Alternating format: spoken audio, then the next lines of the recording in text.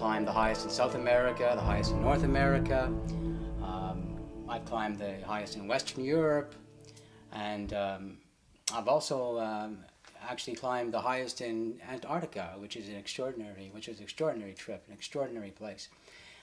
So finally, I was running, and I've climbed the sixth highest mountain in the world in Tibet, Choy-O-U. So finally, I really didn't have to go for it. And of course, Everest has that. It was my dream, and has that appeal. Everest, as you know, is 8,850 meters, 29,000 feet, 29,035 feet. If someone was to go up there somehow by, let's say, helicopter, which is not likely, but let's say someone was to just get land up there from sea level, they'd die within a minute. So you need to acclimatize your body, which takes a lot of time. So what we, effectively, the process that we went through was by arriving in Kathmandu, which is relatively low elevation-wise. We flew to a place called Lukla, which I think is 6,000 or 7,000 feet, and then we hiked in from there up to base camp over a course of about 10 days to slowly acclimatize. I think it's like 45 kilometers, and we would do, a number, 6, 7, 8 hours a day hiking in, and that gradually increases your red blood cells a little bit, and starts you on the process. And as soon as we got to base camp, Everest, which it's at 17,500 feet. The next day we took off and climbed a local mountain called Mount Lobuche, which is 20,000 feet. So we spent a couple of days there just climbing it, coming back down, coming back to base camp, and that, of course, started the process of acclimatizing even more so, because you're going even higher. And then, of course, we started the process of climbing Everest up to Camp 1, and then Camp 2, and then back down to base camp. So you're forever climbing the mountain and descending back to base camp, your base, to build that process in your body. I mean, your body's incredible. I mean, it knows that it needs to carry more oxygen to your cells. So effectively, it just builds more. It just develops more, builds more red blood cells, and that's what we progressively did over a course of the next 60 days.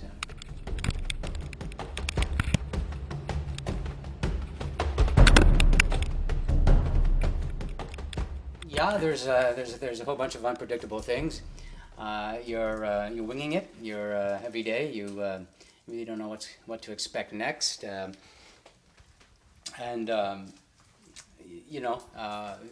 Weather isn't so much of a factor down low. I mean, you just deal with it. It's not like up on the summit drive, up on the top of the mountain. But let me think of some things. First of all, in terms of how we adapted, I can tell you the first time I went through the ice fall, it took me about 8.5 hours, and the last time, the third time through, I had it down to 5 hours. So that's the kind of adaptation you actually go through.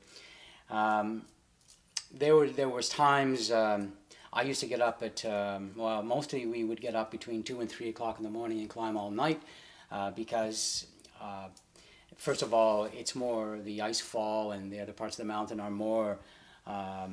It's colder. It's more solid. Less chance for avalanche and ice fall. These pillars of ice breaking and falling, crashing down. So you'd climb all night long. The thing is, when the sun would hit you in the morning, let's say around 10:30 or so, it would just entirely change the whole climbing factor and disposition, because you're dressed for cold temperatures, and suddenly the sun is hitting you, and you're in a bowl often. You're completely surrounded by ice and snow, and so the temperature, the reflectiveness of that with the sun can be a big factor to slow you down and crash you. And then once you do slow down,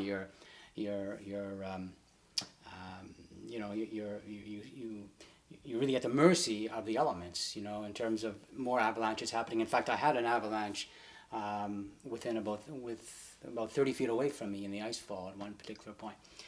Um, One particular incident, I guess you're looking for little things that happened to me, but one thing that happened to me on my final push for the summit. We were just leaving base camp. It was about 3 o'clock in the morning, and climbing up through the ice fall. And toward the bottom, just after I left base camp, I went through the ice up to my knees. And so here it is. I'm standing there in extremely cold water, you know, ice cold water, up to my knees, having to get my boots off, pour the water out, and I had to climb the rest of the night with you know, freezing feet. So that was kind of a little funny thing that happened to me. It wasn't that funny at the time, but it's funny now. I brought with me two cameras, my regular Canon, you know, G9, and I bought this little helmet-mounted camera, GoPro.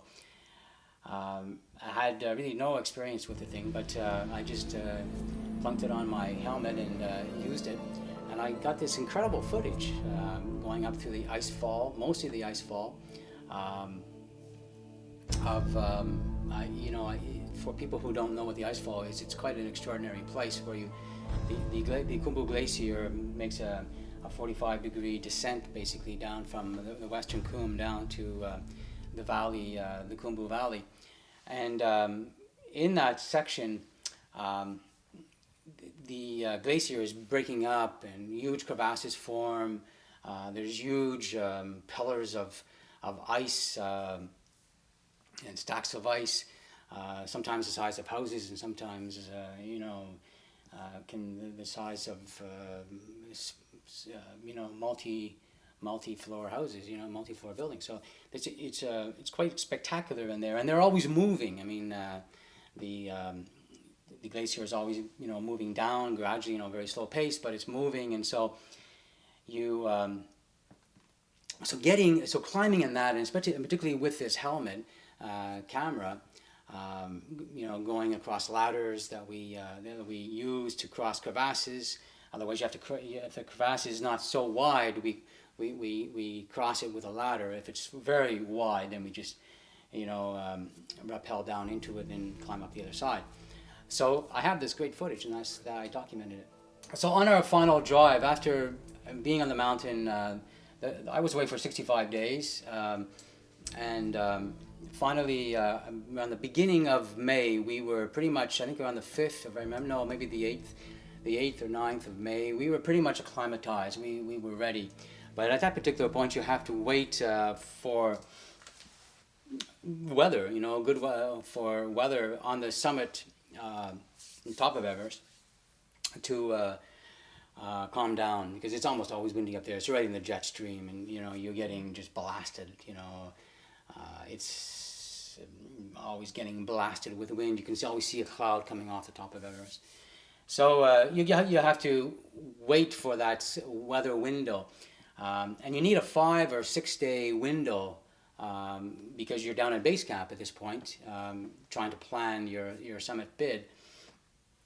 So finally, we left, I think it was base camp on the 18th, and so the first day we climbed up to, we had our weather report that weather looked pretty reasonable for the next number of days, and the 22nd was our original intended day to summit of May.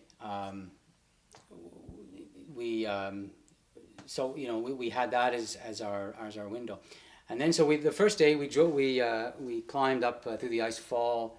That was on the 18th, I guess, and went up to Camp 2.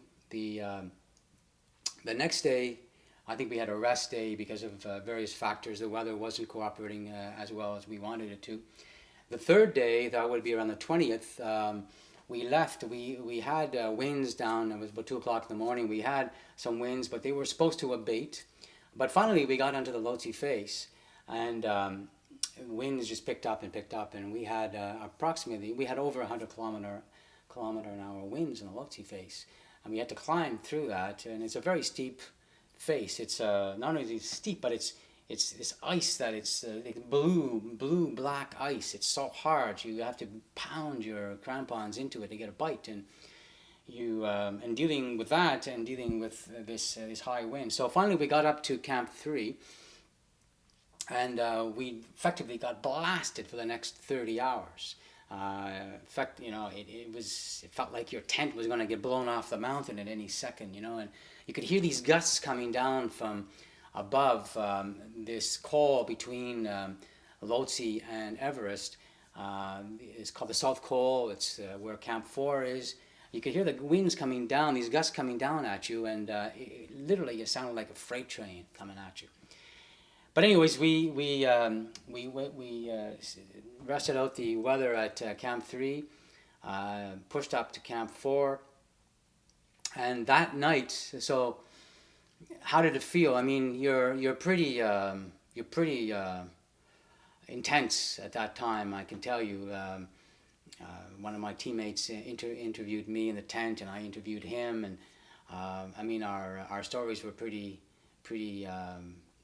exciting, our thoughts were pretty exciting to hear afterwards, because you'd been there now for 7 weeks. You'd been dealing with very tough conditions, climbing, anywhere between 6 and 10 hours a day, getting up in the middle of the night, eating much, whatever you could to sustain, Everest puts a lot of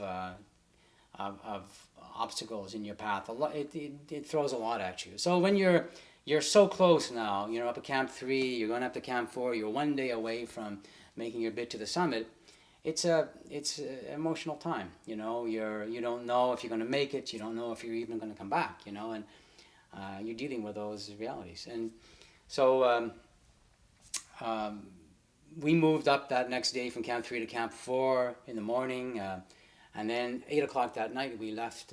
I left. I was one of the first out of camp. Camp 4, 8 o'clock at nighttime, and moved and started climbing toward the summit. After that, you're so you're not really thinking. Your mind is. I don't remember really a lot of what happened that night. I remember it in pieces. I remember the landscape. I remember the difficulties. But frankly, you're so focused. You are so completely 100% focused on every step. You have to be. You make a mistake, your history, and you're focused. And you're just pushing. It's basically about getting out there and pushing your limits. Finding out what you're made of. Not giving up, not giving in. Originally, I guess it was designed more for people, and to get motivated. 40-year-olds, 50-year-olds, that they still had lots of opportunity to go out and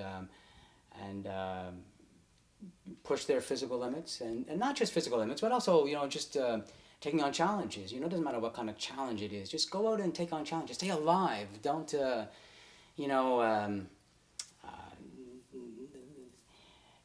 we shouldn't need to be pinched to realize we're in the moment. We should be out living the moment. And so I guess that's where it originally came from. I guess it's taken on more dimensions now in terms of that it's also applies to young kids, where I've been having the opportunity to talk to and motivate, I hope.